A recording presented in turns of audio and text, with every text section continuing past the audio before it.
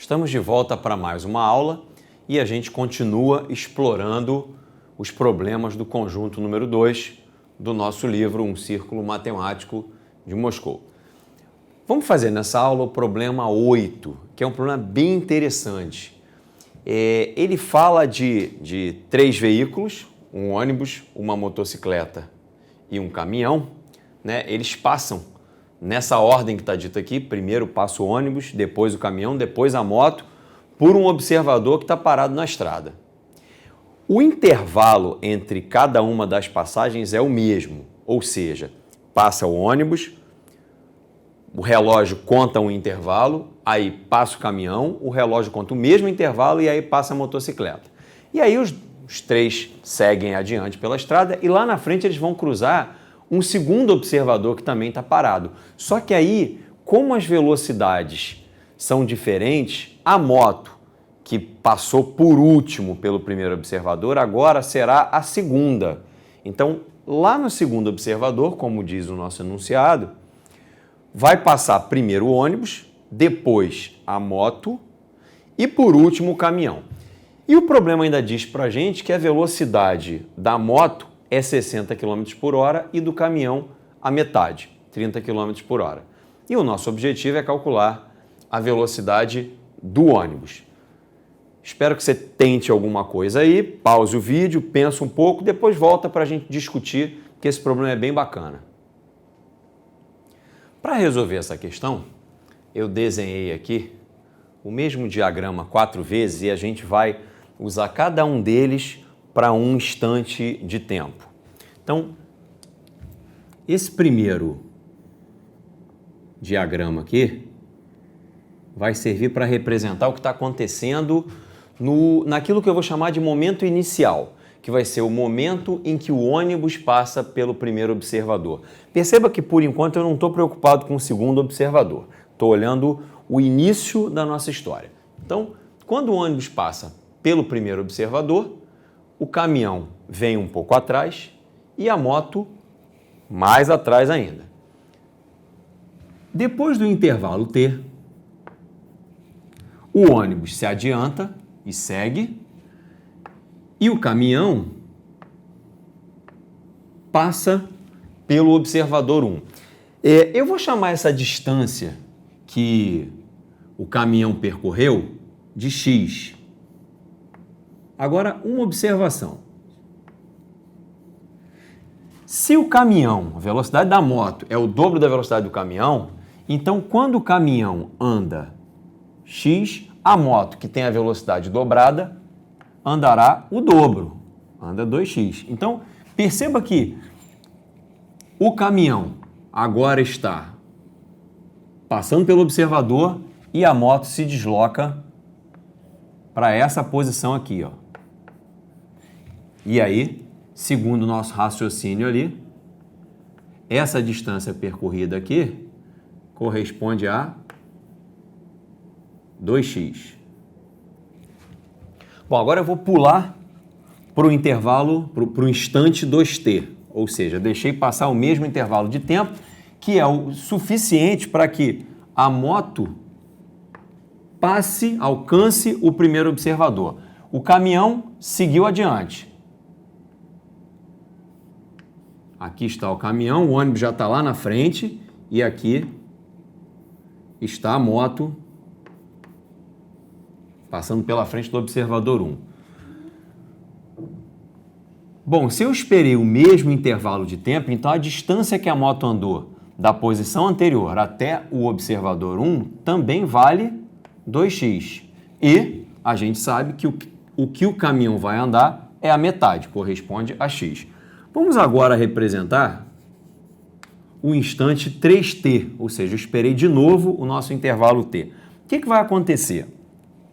O caminhão, já que o intervalo é o mesmo, vai andar x para frente. Então, se ele já estava a uma distância x do observador 1, agora ele estará a uma distância 2x. E a moto, que no instante 2t estava exatamente na frente do observador 1, depois de um intervalo t, andará 2x. Ou seja, Os dois estarão juntos, a moto e o caminhão, a uma distância 2x do primeiro observador. Agora a gente vai estudar o que vai acontecer lá no final da nossa história. Nesses 3 novos diagramas, eu vou agora estudar o final da nossa história. Só que eu vou contar a história de trás para frente agora para você. Como é que acaba a história?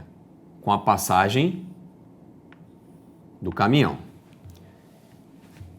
O intervalo entre esses diagramas aqui é o mesmo intervalo T que aconteceu lá no início da nossa história. Então, um tempo T a menos, o que estava acontecendo? A moto estava passando pelo observador 2, não esqueça que a moto passa pelo observador 2 primeiro que o caminhão é o último. E onde é que está o caminhão? Bom, se eu estou voltando no tempo um intervalo T, e a gente sabe que o caminhão no intervalo T anda X, então o caminhão tem que estar aqui. E essa distância tem que ser X. Agora eu vou voltar mais um intervalo T. E a gente sabe que a cada intervalo T o caminhão anda X. Então, se eu volto T no tempo daqui para cá, o caminhão volta um pouco mais e agora ele está a uma distância correspondente a 2x. Só que perceba que no mesmo intervalo T, a moto anda 2x para trás. Então a moto que estava aqui no observador 2 estará exatamente no mesmo ponto que o caminhão. Ou seja, aqui é o momento em que os dois se encontram. Mas quando eu terminei de contar a primeira parte da história, eu terminei exatamente no momento em que os dois se encontram. E eu chamei esse momento de 3T. Portanto, aqui é exatamente o que está acontecendo aqui. Só levei para lá. É a mesma coisa, é o mesmo momento. Então, aqui tem que ser 4T e aqui tem que ser 5T. Então, o que a gente acabou de descobrir com isso? Que a distância entre os observadores 1 e 2 é de 2x. Perceba, do observador 1 até o lugar onde os dois se encontraram, 2x. E do lugar onde eles se encontraram até o observador 2, a distância é 2x. Então, a distância entre os observadores é 4x e a moto e o caminhão se encontram exatamente no meio do caminho. Agora falta só um pouquinho para a gente encerrar esse problema. Mas recapitulando, do lado de cá eu representei as passagens do ônibus, do caminhão e da moto pelo observador 1. Do lado de cá, até agora eu só representei as passagens do caminhão e da moto pelo observador 2. Acontece que no instante anterior aqui, que nós chamamos de 3T, é o momento em que o ônibus está passando pelo observador 2. Perceba que o intervalo T depois quem passa é a moto e o intervalo T depois quem passa é o caminhão, exatamente como o enunciado conta pra gente. Bom, daí eu tiro mais uma conclusão, que é a seguinte. O ônibus estava aqui no observador 1 na hora em que o relógio, que o nosso cronômetro estava marcando 0. E ele alcança o observador 2 no momento em que o cronômetro estava marcando 3T. Ou seja, ele leva para uma mesma distância, que é a distância entre os observadores. O ônibus, que tem uma velocidade VO, leva um tempo 3T. Agora vamos ver o que os outros fazem para essa mesma distância. Vamos lá. O caminhão passa pelo observador 1 no momento T e passa pelo observador 2 no momento 5T. Mas o caminhão tem velocidade 30 km por hora. E se ele passa no observador 1 no momento T e passa pelo observador 2 no momento 5T, então ele gasta um tempo igual a 4T. Esse é o do caminhão. Agora vamos ver o da moto. A moto passa pelo observador 1 no momento 2T e passa pelo observador 2 no momento 4t, ou seja, leva um tempo 2t para fazer esse mesmo percurso, só que a moto tem velocidade 60 km por hora. Intuitivamente você vai perceber isso, né? O tempo gasto e a velocidade que um objeto tem, que um móvel tem, são inversamente proporcionais. Quanto maior a velocidade, menor o tempo. Aliás, se a velocidade de um for o dobro do outro, ele leva a metade do tempo. Então perceba que essas grandezas, velocidade e tempo, elas são inversamente proporcionais. E quando duas grandezas são inversamente proporcionais, o produto delas permanece constante. Perceba, se eu multiplicar 60 por 2t, isso vai dar 120t.